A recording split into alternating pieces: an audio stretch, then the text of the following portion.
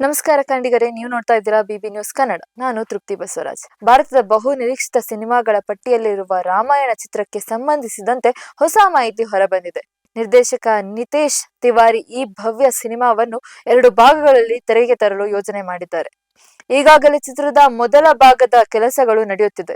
2ನೇ ಭಾಗದ ಚಿತ್ರೀಕರಣ ಕೂಡ ಆರಂಭವಾಗಿದೆ. ಈ ಸಿನಿಮಾದಲ್ಲಿ ಬಾಲಿವುಡ್ ನಟ ರಣಬೀರ್ ಕಪೂರ್, ಸಾಯಿ ಪಲ್ಲವಿ, ಸನ್ನಿ ಡಿಯೋಲ್ ಹಾಗೂ ಕನ್ನಡದ ಸ್ಟಾರ್ ನಟ ಯಶ್ ಪ್ರಮುಖ ಪಾತ್ರಗಳಲ್ಲಿ ಕಾಣಿಸಿಕೊಳ್ಳುತ್ತಿದ್ದಾರೆ.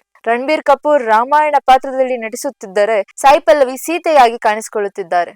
ಹನುಮಂತನ ಪಾತ್ರದಲ್ಲಿ ಸನ್ನಿ ಡಿಯೋಲ್ ಕಾಣಿಸಿಕೊಳ್ಳುತ್ತಿದ್ದಾರೆ. ಇನ್ನೊಂದೆಡೆ ಯಶ್ ಅವರು ರಾವಣನ ಪಾತ್ರದಲ್ಲಿ ಅಭಿನಯಿಸುತ್ತಿದ್ದಾರೆ.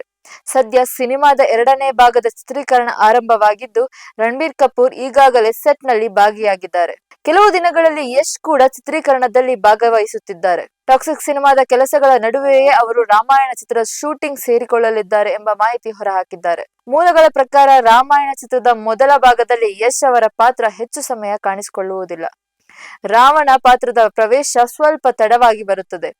ಆದ್ದರಿಂದ ಮೊದಲ ಭಾಗದಲ್ಲಿ ಅವರು ಸ್ಕ್ರೀನ್ ಟೈಮ್ ಕಡಿಮೆ ಇರಲಿದೆ. ಆದರೆ 2ನೇ ಭಾಗದಲ್ಲಿ ರಾವಣನ ಪಾತ್ರ ಪ್ರಮುಖವಾಗಿರುವುದರಿಂದ ಯಶ್ ಅವರಿಗೆ ಹೆಚ್ಚಿನ ಸ್ಕ್ರೀನ್ ಟೈಮ್ ದೊರೆಯಲಿದೆ ಎಂದು ಹೇಳಲಾಗುತ್ತಿದೆ. ಸಿನಿಮಾದ ಕಥೆಯನ್ನು 2 ಭಾಗಗಳಲ್ಲಿ ಹೇಳಲು ತಂಡ ಯೋಜನೆ ಮಾಡಿದೆ. ಮೊದಲ ಭಾಗದಲ್ಲಿ ರಾಮಾಯಣದ ಮೊದಲಾರ್ಧದ ಕಥೆಯನ್ನು ತೋರಿಸಲಾಗುತ್ತದೆ. 2ನೇ ಭಾಗದಲ್ಲಿ ಶ್ರೀಲಂಕಾಗೆ ಸಂಬಂಧಿಸಿದ ಪ್ರಮುಖ ಘಟನೆಗಳು ಮತ್ತು ರಾಮ ರಾವಣ ಯುದ್ಧದ ಕಥೆ ಹೆಚ್ಚಿನ ಭಾಗವಾಗಿರಲಿದೆ. ಇದಕ್ಕಾಗಿ ಮುಂಬೈ ಸ್ಟುಡಿಯೋಗಳಲ್ಲಿ ಭಾರಿ ಮಟ್ಟದ ಸೆಟ್ ಗಳನ್ನು ನಿರ್ಮಿಸಲಾಗಿದೆ. ಚಿತ್ರತಂಡ ದೊಡ್ಡ ಮಟ್ಟದಲ್ಲಿ ಚಿತ್ರೀಕರಣ ನಡೆಸಲು ಸಿದ್ಧತೆ ಮಾಡಿಕೊಂಡಿದೆ.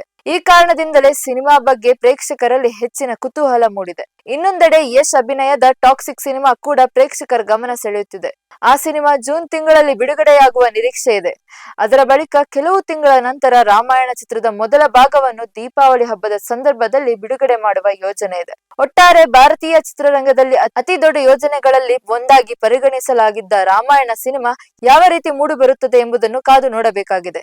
ಇದಾಗಿತ್ತು ಈ ಹೊತ್ತಿನ ಸಿನಿ ವಿಶೇಷ. ಸಮಗ್ರ ಸುದ್ದಿಗಳಿಗಾಗಿ ಸದಾ ಗಮನಿಸಿ ಬಿಬಿ ನ್ಯೂಸ್ ಕನ್ನಡ. ಇದು ಕನ್ನಡಿಗರ ಪ್ರತಿಧ್ವನಿ.